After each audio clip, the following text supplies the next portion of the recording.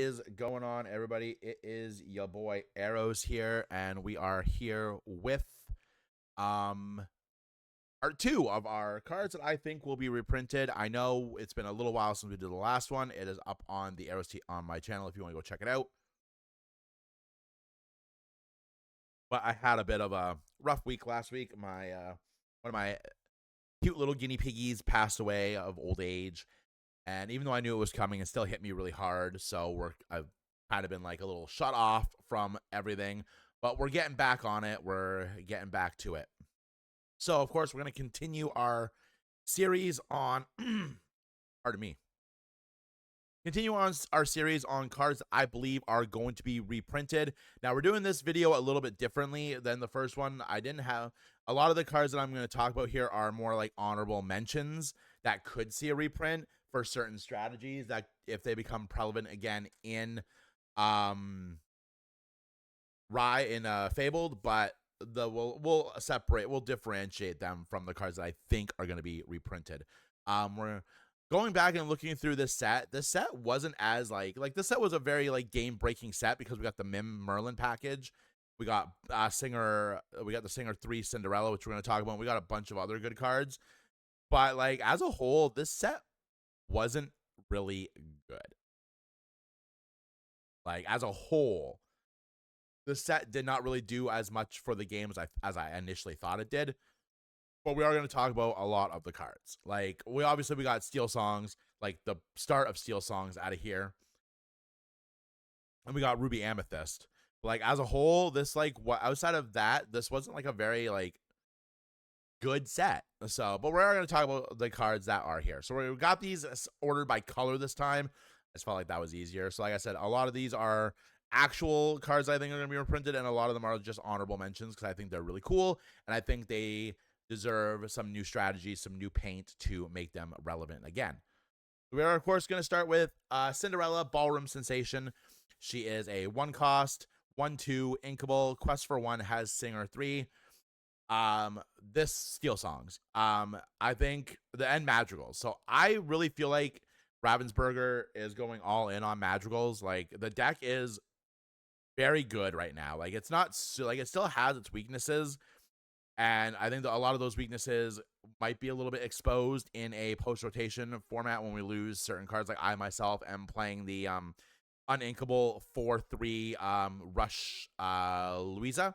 And I am playing the 4-cost Camilo that on the start of my turn it gets Challenger 2 or gets an additional lore. I think those cards really cover the deck's main weakness, and that is not being able to take threats off the board. So I think those cards are really good in Madrigals. I might actually post my actual like real life full on Madrigal deck profile over the next couple weeks. Show you guys what I'm playing, why I made some of these choices that I have, and what I think of the deck so far. I think Madrigals could be really good, and I think Cinderella is a key part of that. I know right now one of my favorite opening strategies is turn 1 Cinderella, turn 2 the 1-drop Maribel Madrigal Curious Child, flash This Is My Family, gain a lore off of Maribel when we play her, tap Cinderella to sing This Is My Family to gain more lore. I like that Madrigals can pick up mass amounts of lore without doing any questing, keeping them safe for future times. But I definitely feel like the Cinderella is very key for that, much like the Ariel in the first chapter. I think that's a good reason to bring it back. But also, I don't really want Steel Songs to go away because we're living in a world where damage output is going to be very hard to do outside of questing. Challenge decks can still do it. They've gained a lot.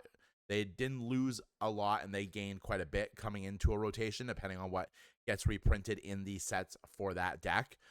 But I definitely feel like Cinderella needs to come in to the next format. Cinderella needs to be reprinted to keep a lot of those song strategies alive, because I think those song strategies are going to be really important going forward. Now, we do have 2 honorable mentions here in the level 1 Queen and the Shift Queen. These cards were meta relevant in Steel Songs for a good little bit. I just like this card in general. I think this card, if people were to get back on some kind of challenge deck with Ruby, with Ruby Amber, you could really do some Ruby Amber. You could really do some cool stuff with the Queen. Ruby Amber Pirates could be really cool with this because you can just quest with the Queen, give something +4, take away +4 from something else, take away 4 from something else, and then do some damage. I really think that aggro strategies could really be good in Amber. Insert other color here with this card. I like her. I definitely feel like she needs to be reprinted. The shift 2 means that you can do crazy things with her as early as you want, which I think is really going into our Amethyst line. We are, of course, going to talk about the only cards that I feel should be reprinted from Amethyst. Looking back at Amethyst, outside of this core 4 and maybe the 2-drop Emperor Cusco, but that quickly got rotated out of these decks for better cards in newer sets, like Magic Broom and Diablo, the purple Diablo, the 0-1.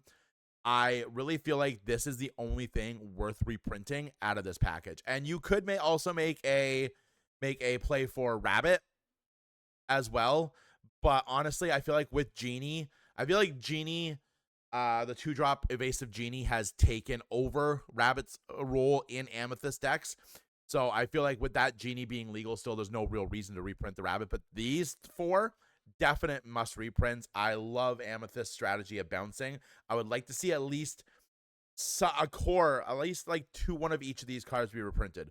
Personally, I think Fox and Goat should get to go, because there are other ways in newer sets to give a challenger something to a character. But yeah, like I feel like if I wanted anything to come out of here, it would be Fox and Goat. I mean, you guys know what these cards do. You know how meta relevant they still are even today, with Amethyst Steel Tempo, Amethyst Steel Bounce, still being really, really good cards. Emerald is once again a really hard deck to predict here. But I feel like if they want to keep discard strategies alive going forward, these are 3 cards that need to be reprinted. Specifically, Prince John.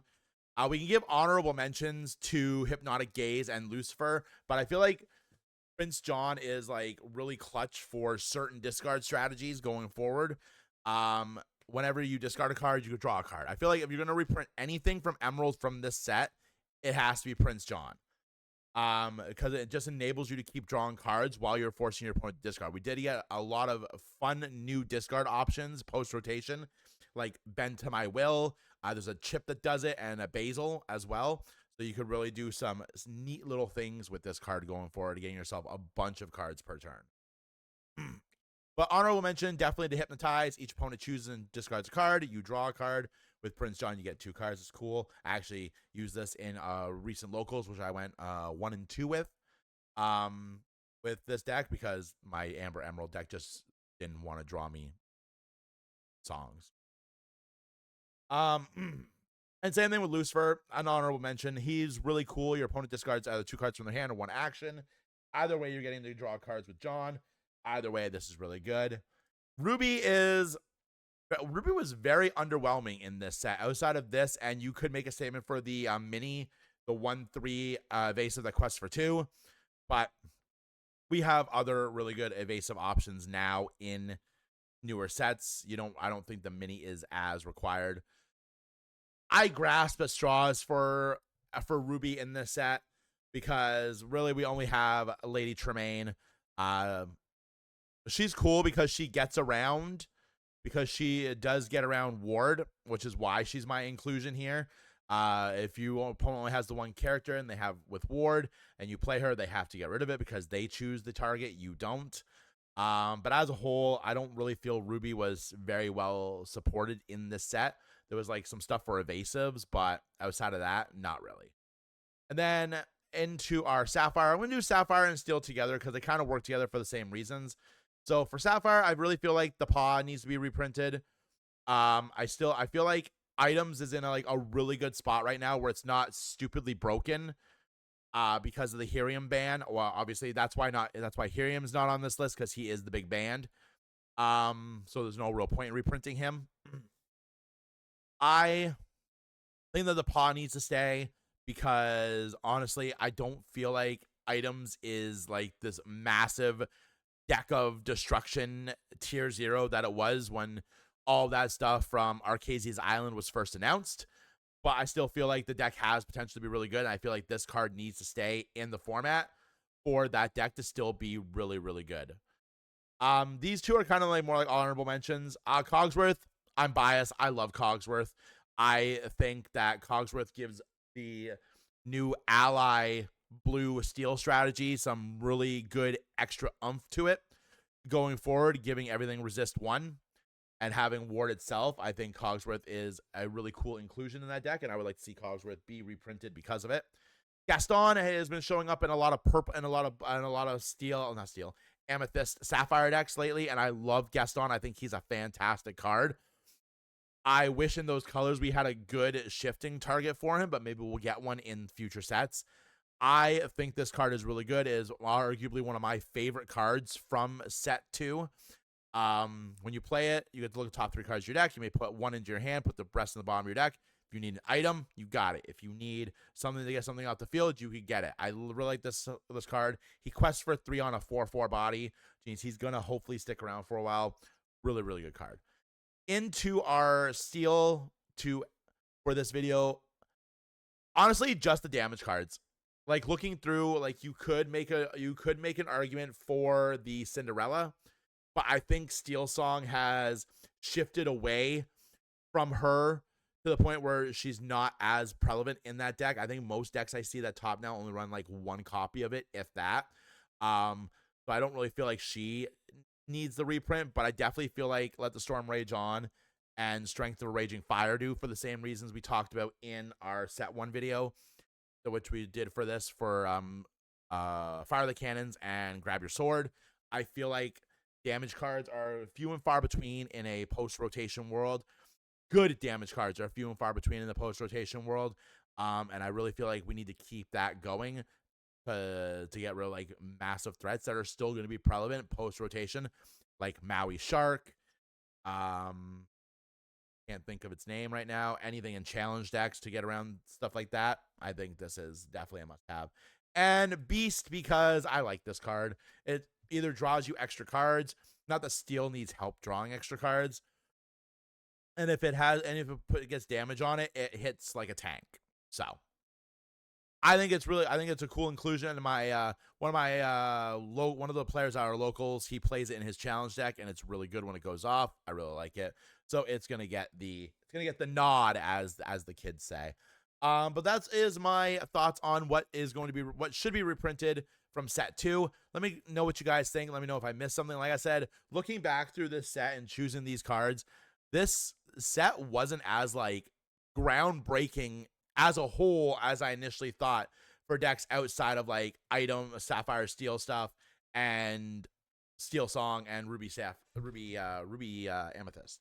But let me know what you guys think should be reprinted. Let me know if I've missed anything, what you guys think, like little tech options that you think would be good from set 2 going forward. I always like to hear from you guys. Don't forget to like the video, subscribe to the channel, ding the notification bell if you want to be alerted to whenever we post any content here on Arrows TCG or on our other YouTube channel. The Final Fantasy VIII playthrough is coming back next week. I'm really excited to start recording that again and get you guys going on more on that. We're almost at the end of Disc 1 in 8, and I am severely underplayed, severely underleveled. So we're gonna have to do some more catch up on like Triple Triad stuff going forward. But you guys are awesome. Thank you. It's good to be back. Enjoy the video. Stay tuned for the next couple weeks when we're going to be doing one of these for set 3 and set 4. We got more deck profiles coming out, more Final Fantasy spoilers for Gunslinger in the Abyss. It's gonna be good. See ya.